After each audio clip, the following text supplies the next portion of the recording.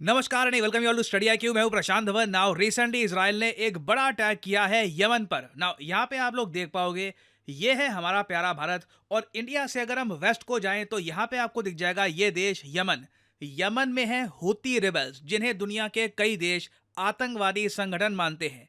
तो इजराइल ने हाल ही में यमन में जो हूती रिबेल्स हैं, जिन्होंने यमन का ही एक बहुत ही बड़ा हिस्सा कब्जा रखा है, उन पर F-35 फाइटर जेट से एक मैसिव अटैक किया है। इसकी वीडियो दुनिया भर में वायरल हुई है और यहाँ पे मैं आपको दिखाना चाहूंगा।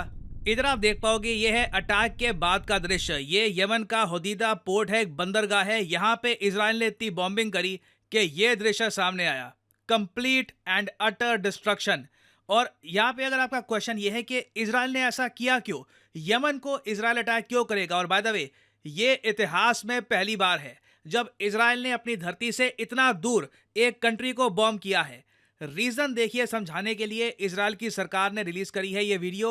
और वो वीडियो दिखाने से पहले एक छोटा सा मैसेज आपके लिए। आज है स्टडी आईक्यू की सेल का आखिरी दिन। आज रात 12 बजे सेल खत्म हो जाएगी और आज आखिरी दिन है प्रतिज्ञा बैच में एनरोल करने का। Golden day for all of UPSC aspirants. तो कमेंट सेक्शन में जाइए, यहाँ पे आपको मिलेगा ये लिंक। इस लिंक पर करिए क्लिक और यहाँ पे आप परचेज कर सकते हैं स्टडी आईक्यू का प्रतिज्ञा बैच कोर्स। जो प्राइस यहाँ पर लिखा है, obviously you don't have to pay this. Simply यहाँ पर कोड यूज करिए PD10 और प्राइसेस गिरना स्टार्ट हो जाएंगे। आप घर बैठ के या फिर कहीं भी यूपीएससी एग्जाम की तैयारी कर सकते हैं। अगर आप एक कॉलेज स्टूडेंट हैं, आपके पास टाइम है 1-2 साल का, रुक के आपको एक प्रॉपर अटेम्प्ट देना यूपीएससी का, this course is made for you. क्योंकि 30 महीने की वैलिडिटी यहाँ पे आपको मिलती है। लाइव क्लास मिलेगी, 1-to-1 mentorship, answer writing program. और ये कोर्स प्रीलिम्स, मेंस, इंटरव्यू तीनों स्टेजेस में आपका साथ देगा। So use the code PD10। ये डिस्काउंट आज रात 12 बजे खत्म हो जाएगा।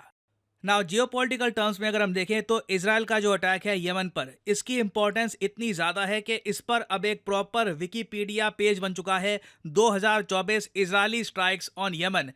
और इजराइल ने यह अटैक किया क्यों है, 6 लोग यमन में क्यों मारे गए, 80 लोग इंजर्ड क्यों हैं, इसके पीछे इजराइल ने एक प्रॉपर रीजन दिया है। इनकी सरकार ने ये वीडियो करी है अपलोड। ये जो वीडियो है ये मैं आपको दिखाना चाहता हूं। उसके बाद हम बात करेंगे कि यमन में जो हूती रिबेल्स हैं वो लोग क्या कह रहे हैं और इसका लार्जर जियोपॉलिटिकल इम्पैक्ट दुनिया पे क्या होगा।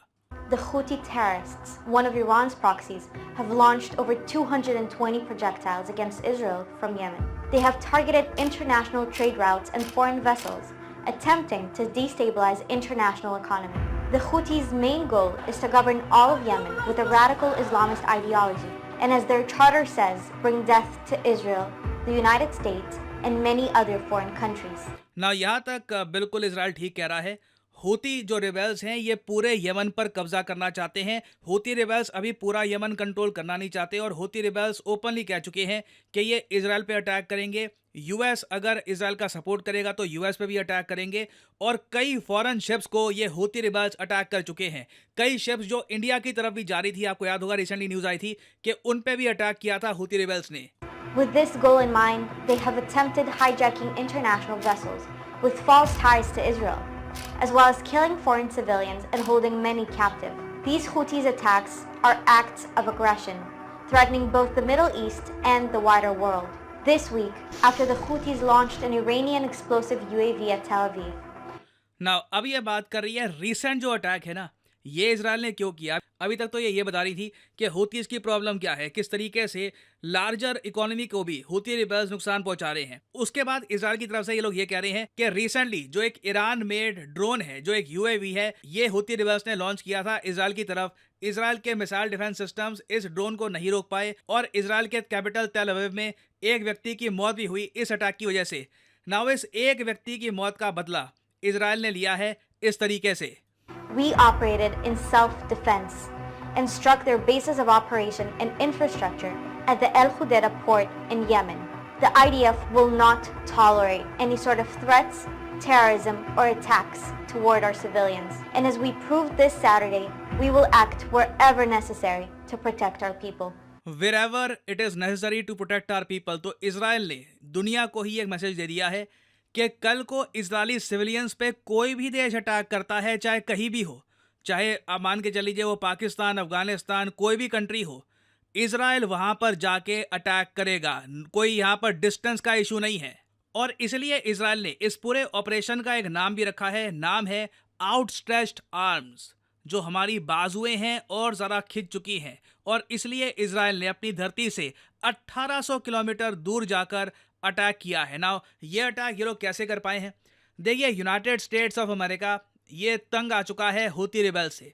हूती रिबेल्स को यूएस डेजिग्नेट कर चुका है एक ग्लोबल आतंकवादी संगठन। तो यूएसए ने ऑल दो पार्टिसिपेट किया नहीं इस ऑपरेशन में, मगर लोकेशंस देने में, इंटेलिजेंस इनपुट्स प्रोवाइड करने में कोई बड़ी बात नहीं है कि यूएसए ने इजराइल का सपोर्ट किया हो। और उसके अलावा यूएस मेड जो F-35 स्टेल्थ फाइटर जेट्स हैं, जिन्हें हूती रिबेल्स के मिसाइल डिफेंस सिस्टम्स बिल्कुल भी डिटेक्ट नहीं कर पाए होंगे, इन अमेरिकन फाइटर जेट से इजराइल ने आसानी से जो एक बहुत ही इंपॉर्टेंट पोर्ट है यमन का, ये डिस्ट्रॉय कर दिया। अब यहाँ पे आप कहोगे जो ये अल हुदैया पोर्ट है, इसे डिस्ट्रॉय करना इजराइल के लिए इतना इंपॉर्टेंट क्यों था? ये इंपॉर्टेंट इसलिए था क्योंकि इजराइल का मानना है कि यही वो बंदरगाह है जहां से ईरान लगातार यमन को ड्रोन्स प्रोवाइड कर रहा है। एक्चुअली यमन को नहीं, हूती रिबेल्स को ड्रोन्स प्रोवाइड कर रहा है, और वही ड्रोन्स, वही unmanned aerial vehicles Houthi rebels launch करते हैं इजराइल की तरफ। तो इजराइल का स्टांस यहाँ पर क्लियर है कि ये लोग, ऐसा नहीं है कि यमन में सिविलियंस की बॉम्बिंग करके आए हैं या फिर ऐसे ही एक इंफ्रास्ट्रक्चर उड़ा दिया, एयरपोर्ट में बॉम्बिंग कर दी या फिर एक पोर्ट डिस्ट्रॉय कर दिया।